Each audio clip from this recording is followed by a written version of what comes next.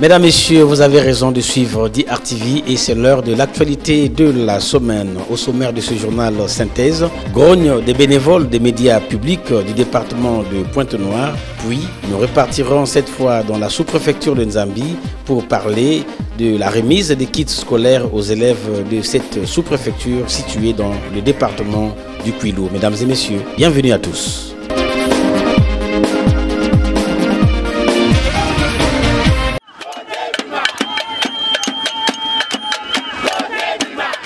Ils ne sont pas ici à la préfecture de Pointe-Noire ce vendredi 28 octobre 2022 pour une grève, mais pour une revendication de leurs droits au sujet, bien entendu, de leur intégration à la fonction publique.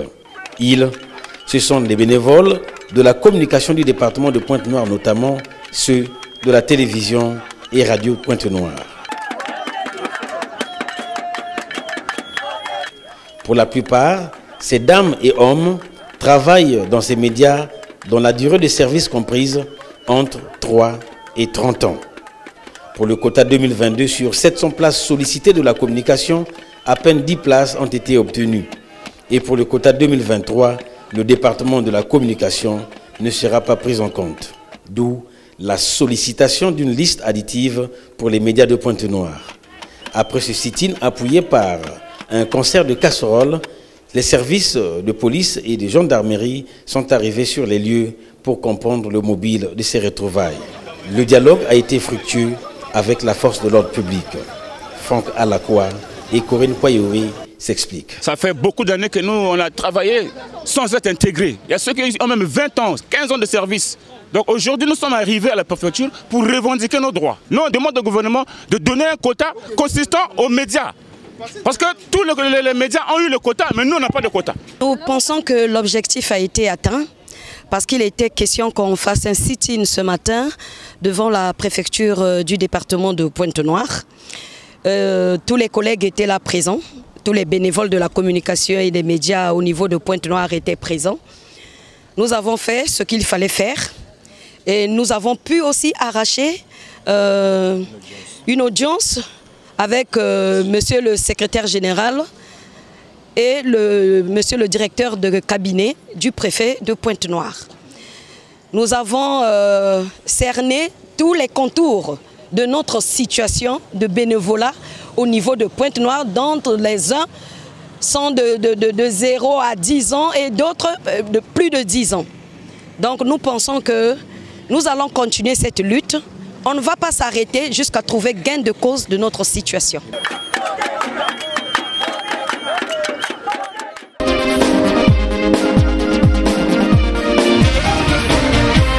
Les installations du port autonome de Pointe-Noire ont été visitées jeudi 27 octobre 2022 par le ministre des Transports, de l'Aviation civile et de la Marine marchande, Honoré Saï. Dans la salle des réunions, le directeur général du port autonome de Pointe-Noire, Séraphin Bala, au nom de son personnel, a salué l'arrivée du ministre tout en le félicitant pour sa reconduction au gouvernement. Après la présentation du staff dirigeant du port autonome de Pointe-Noire, suivi de la projection d'un court-métrage de cette administration, le ministre des Transports pouvait ainsi démarrer sa visite.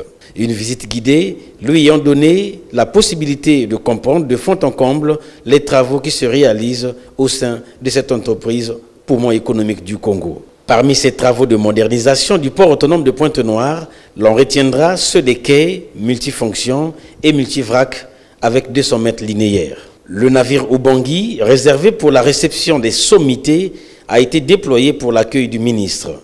Sa visite a fait partie des temps forts de cette descente de la tutelle.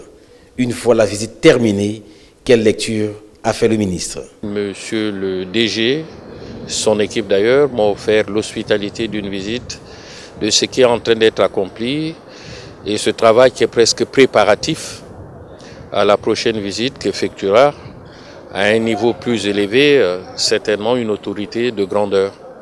J'espère bien que ce sera le Premier ministre du gouvernement. Si ce n'est au-delà, ce sera son Excellence, Monsieur le Président de la République. De l'aspect physique, nous retiendrons que le port est en train de se moderniser, de s'agrandir et certainement de travailler pour sa vocation de port de transit, mais aussi de désengorgement de la sous-région.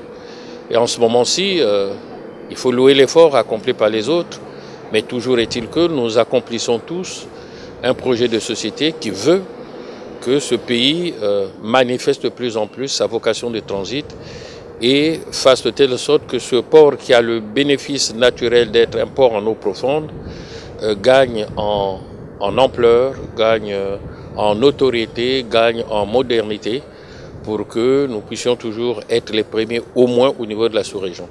Le ministre Honoré Saï a promis revenir travailler pendant plus d'une semaine avec l'administration portuaire pour s'imprégner entre autres de sa santé financière.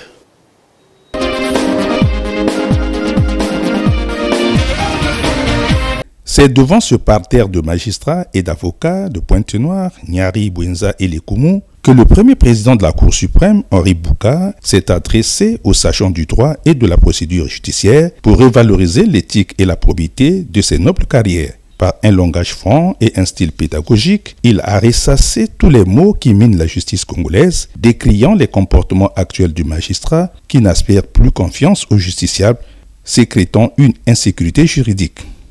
Henri Bouka est arrivé ce 27 octobre 2022 à Pointe-Noire pour véhiculer le message d'intégrité morale, de l'abnégation et du travail acharné pour que chacun prenne conscience et se ressaisisse devant le discrédit fait à la justice congolaise et aux hommes de la loi. Une nouvelle doctrine de travail ayant pour socle la discipline et la sanction permettant au personnel judiciaire d'extérioriser les missions du premier président et celles de la Cour suprême. Le premier président, voyez-vous, c'est ce haut magistrat, ce noble magistrat, à qui a été confiée la noble mission de procéder non pas au jugement des hommes et des femmes qui portent leurs différends devant la justice, devant les causes des tribunaux. Non, ce n'est pas cela la tâche, la mission du premier président et de tous ceux qui siègent avec lui à la Cour suprême. La mission des hauts magistrats de la Cour suprême. Et en tête de ces hauts magistrats, le premier président lui-même en personne, c'est de contrôler les décisions rendues par les cours et tribunaux, de s'assurer que dans chaque cas d'espèce, la loi a été bien appliquée, bien interprétée, que les décisions ont été suffisamment et correctement motivées, conformément à la loi. Quand c'est le cas, la Cour dit que la décision des juges du fond a été bien rendue. Plus jamais comme avant, a déclaré Henri Bouka. Nous avons le sentiment plutôt que la justice, quelque part, est rendue par des jeunes gens, des jeunes dames, des jeunes messieurs, qui pensent avoir un certain devoir de gratitude. Quelle gratitude? Il n'y a pas de gratitude amorale. Je le dis parce que je sais que beaucoup d'entre vous ont été recrutés par la voie de la cooptation. Mais pour autant, à l'issue de votre formation, vous demeurez des hommes libres. Si vous ne l'êtes pas, parce que vous pensez que vous êtes tenu par un devoir de gratitude envers la personne qui vous a aidé à intégrer le corps de la magistrature, vous n'êtes pas un homme libre et à ce moment-là, vous êtes inapte à l'exercice de notre noble métier de juge.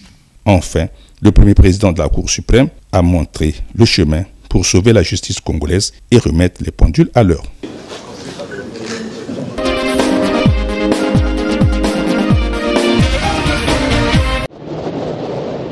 Après 150 km et 5 heures de route, reliant Pointe-Noire à Tandou-Ngoma, village de la sous-préfecture de Nzambi, dans le département du Kwilu, Christian Mabiala, chef d'établissement SNPC Pointe-Noire-Kwilu, et sa suite ont été accueillis par le sous-préfet, le chef du village, les autorités administratives et les élèves du cycle primaire et secondaire de la contrée. Une délégation SNPC venue répondre aux doléances émises par les autorités et les parents d'élèves du district de Nzambi aux difficultés de scolarisation de leurs apprenants. Dans leur judiciaire, 1094 kits scolaires à distribuer, dont près de 700 remis aux élèves rassemblés à l'école primaire de Tandou-Ngoma, des mains des autorités SNPC et sous-préfecturales de Nzambi. Un accueil suivi des mots de circonstance du chef du village, du représentant du directeur général de la Société nationale du pétrole du Congo, du mot de l'élève de Nzambi, ayant planté le décor de la cérémonie du 25 octobre 2022. Des mots de circonstance de la cérémonie que recadrent le sous-préfet et le chef de la délégation SNPC. La journée d'aujourd'hui revêt un sens historique parce que pareille activité ne s'est jamais réalisée dans le district de Nzambi. Avoir une société de la place qui vient au secours des parents. On n'en a jamais vu, ici dans le district de Zambie. Et ce cadeau arrive à point nommé. Nous venons de passer 3 mois d'inondation ici. Les parents, ils n'ont pas fait la pêche parce qu'ils vivent de la pêche ici. Donc ils avaient des difficultés pour que les enfants aient des fournitures scolaires. Et tout de suite, c'est la SNPC qui vole à notre secours. Ça ne peut être que de la joie. Et je remercie vivement Monsieur le Président de la République parce que c'est lui qui a eu l'idée de créer cette société et qui certainement a orienté le schéma directeur de cette société.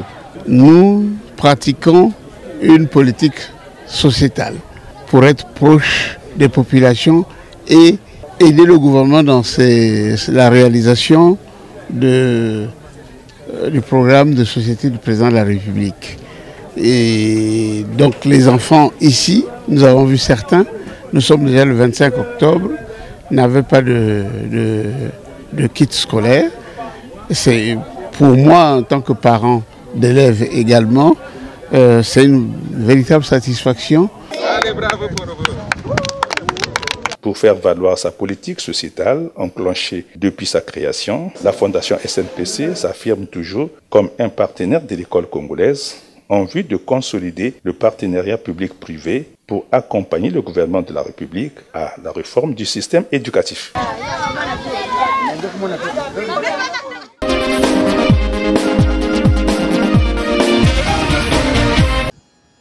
Anatole Koliné Makosso, Premier ministre chef du gouvernement, accompagné de quelques membres du gouvernement de la République et des autorités de Pointe-Noire-Kouilou, a visité ce lundi 24 octobre 2022 les installations de la centrale électrique de Njeno. Installation entretenue et remise en état par la société AXA Énergie Congo. Au total, 2 turbines de 25 MW chacune viendront ajouter 50 MW sur le réseau électrique déjà existant. Ceci pour concrétiser la politique du chef de l'État, voulant mettre à la disposition des populations l'électricité de bonne qualité.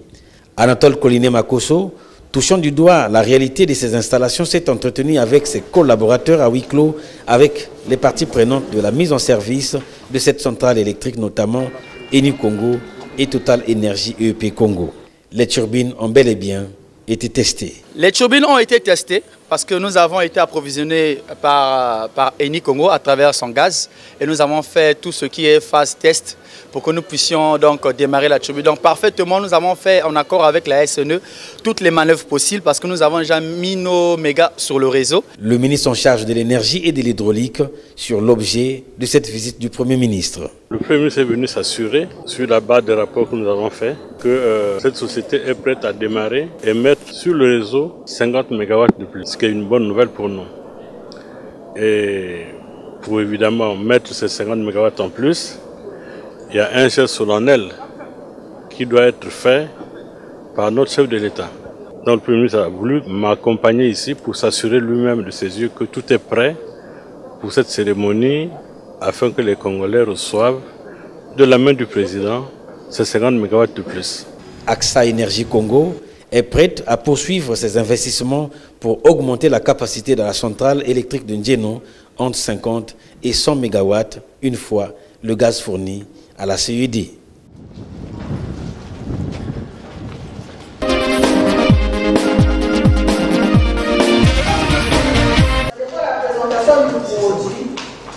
puis la durée d'action, le mécanisme d'action est le même durée d'action de la présentation du produit. La façon, c'est des compléments. Un atelier de formation des prestataires de santé et de la reproduction sur la planification familiale, couplé à la sensibilisation des adolescents et des jeunes sur les méthodes contraceptives, se tient à Dolisie du 25 au 27 octobre 2022.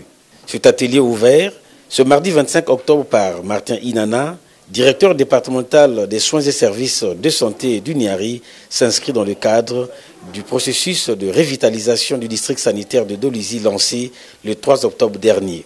L'organisation de cet atelier marque le premier pas dans la traduction opérationnelle de l'orientation du ministre de la Santé et de la Population au sujet de la réduction de la mortalité maternelle et néonatale, a précisé le directeur départemental des soins et services de santé du Niari, lequel a rappelé l'objet du atelier. Son Excellence M. Denis Sassou Nguesso, Président de la République, chef de l'État, dans son projet de société Ensemble, poursuivant la marche, a prescrit au gouvernement la mission de tout mettre en œuvre pour faire bénéficier à tous les Congolais, sans distinction de rang social, ni des lieux d'habitation, des soins de santé de qualité. Nous allons pendant 2 jours, avec les adolescents et les jeunes, apprendre les techniques novatrices pour booster notre programme de planification familiale, d'abord dans le district sanitaire de Dolisie aujourd'hui, puis dans les autres districts sanitaires demain. Dans le district sanitaire de Dolisie, les statistiques ne sont pas bonnes pour l'accès des femmes au planning familial. Je vous invite à avoir à l'esprit, pendant que la formation va avoir lieu, que dans le district sanitaire de Dolisie, 22 467 femmes en âge de procréer n'ont pas accès au planning familial, soit 97% de la cible. 4 311 femmes enceintes n'ont pas bénéficié des services de qualité dans le cadre du suivi de la grossesse au cours de ces 8 derniers mois. Sur 1173 accouchements réalisés dans les formations sanitaires publiques au cours des 8 derniers mois, seuls 6 accouchements ont été de qualité, c'est-à-dire avec l'usage du parthogramme. Après la première partie de la formation, cette participante s'explique. Nous avons retenu tout ce qu'on a eu à apprendre pour la journée d'aujourd'hui, les méthodes barrières sur la planification familiale. Donc nous avons retenu le spermicide et les pilules. Martin Inana, directeur départemental des soins et services de santé du Niari, caresse le rêve de relever le niveau de la santé dans sa zone de compétence en s'appuyant sur les autorités locales et nationales.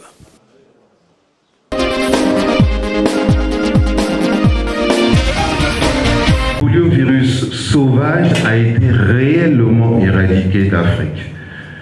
Ce que nous voyons apparaître dans certains pays, c'est un autre variant dû à la vaccination. L'humanité a célébré à travers la planète la journée mondiale de lutte contre la poliomyélite le 24 octobre 2022.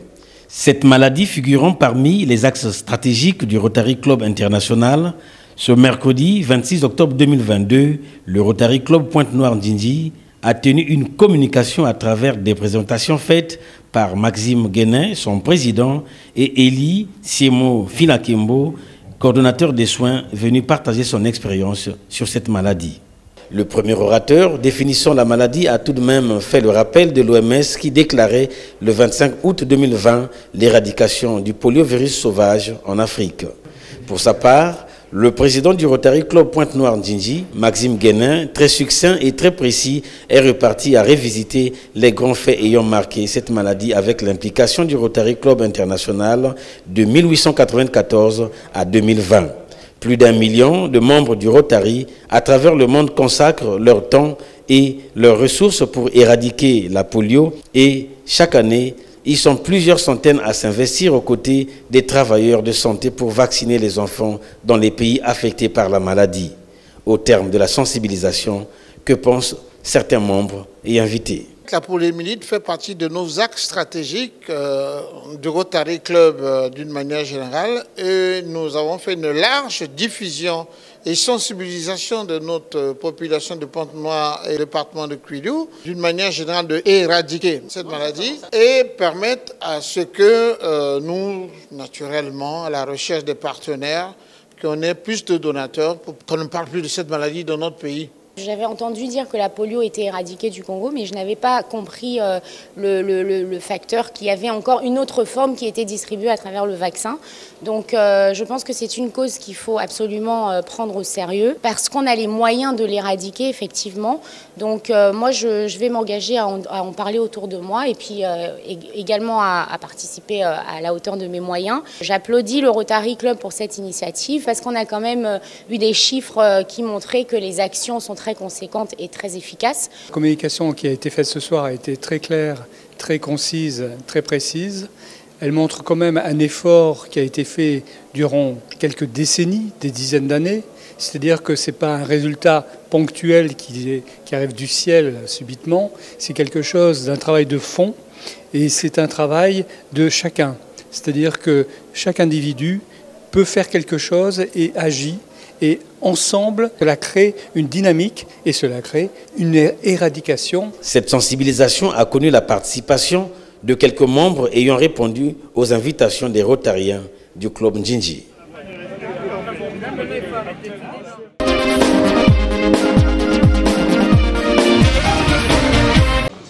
Du 25 au 30 octobre 2022, la ville de Dolisie abrite les retrouvailles relatives à la campagne de prévention et d'action contre les cancers chez la femme. La cérémonie de lancement officielle a été placée mardi 25 octobre 2022 sous les auspices de Frédéric Baron-Bouzok, préfet du département du Niari. Marcel Koussikana, maire de la ville de Dolisie, souhaitant la bienvenue à l'ensemble d'invités, a formé le vœu de réussite de cette campagne à travers les 12 résolutions arrêtées pour lutter contre les cancers chez la femme dans son entité administrative. Parmi ces résolutions figurent en bonne place la lutte contre le tabagisme, l'accroissement de l'activité physique et des tests de dépistage. L'hôpital général de Dolisie, en partenariat avec le service de cancérologie du centre hospitalier universitaire de Brazzaville, a saisi l'opportunité de ce mois d'octobre, dit Octobre Rose, pour vulgariser les informations capitales relatives à la problématique de cette pandémie. Maurice Mebenga Popolo, directeur général de l'hôpital général de Dolisie, a salué le gouvernement pour la création d'un programme national de lutte contre le cancer. Au moment où la science médicale progresse dans le contrôle de cette maladie avec la maîtrise de l'épidémiologie du problème, tout au moins et dans un contexte où le pouvoir public chez nous s'engage à mieux promouvoir les mesures préventives et de lutte contre le cancer, il y a lieu de saluer la décision récente du gouvernement de créer un programme national de lutte contre le cancer et la nomination d'un responsable coordonnateur du dit programme.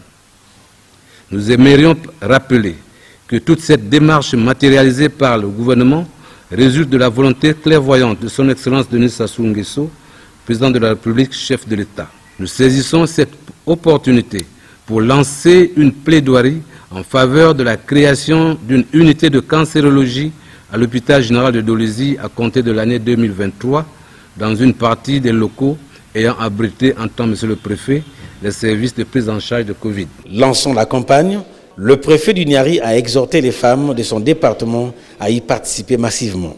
À travers cette campagne, il s'agit de freiner la mortalité due au cancer chez la femme congolaise en général et singulièrement la femme de Dolisie. C'est pourquoi le département du Niari, par l'intermédiaire du ministère de la Santé et de la Population, à travers l'hôpital général de Dolisie, organise une campagne de prévention et d'action contre les cancers chez la femme dans le département du Niari. Je vous exhorte donc, vous les femmes, à participer massivement à cette campagne, car plus tôt se fait le diagnostic en se faisant dépister, mieux est le pronostic. Après la photo solennelle, la campagne pouvait ainsi démarrer à travers les exposés. Le cancer est l'occasion au niveau du sein. Il y a plusieurs types de cancers au niveau du sein.